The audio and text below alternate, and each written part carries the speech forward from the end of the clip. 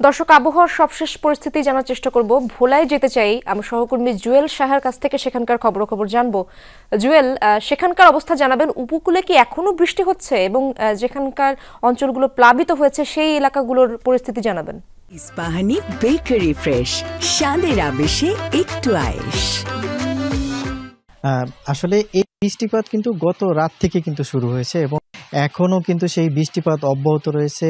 আমরা রাত থেকে শুরু করে সকাল পর্যন্ত দেখতে পেয়েছি যে বৃষ্টিপাতের পরিমাণ কিন্তু বেলা যত গড়ায় ততই কিন্তু বৃষ্টিপাতের পরিমাণ বাড়ে এবং দুপুরের দিকে কিছুটা বৃষ্টি কমেছিল, কিন্তু বিকেলের পর থেকে কিন্তু বৃষ্টিপাতের পরিমাণ আরও বৃদ্ধি পেয়েছে এবং বৃষ্টিপাতের সাথে কিন্তু বাতাসও কিন্তু ছিল এবং মাঝারি বাতাসও আমরা লক্ষ্য করেছি।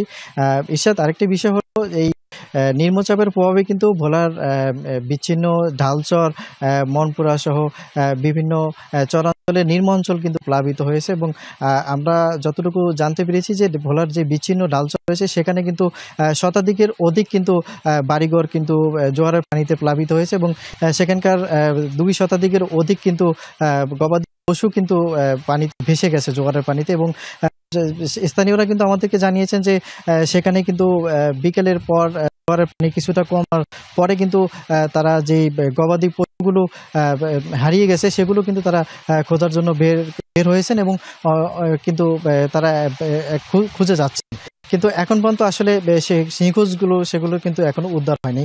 এছাড়াও সেই জোয়ারের পানিতে যে বাড়িঘর বিধ্বস্ত হয়েছে সেই বিধ্বস্ত বাড়িঘরের অবস্থা যদি আমরা বলি, সেখানে কিন্তু মানুষ জুয়েল, ধন্যবাদ আপনাকে। সহকর্মী জুয়েল সাহা জানাচ্ছিলেন ভোলার পরিস্থিতির খবর।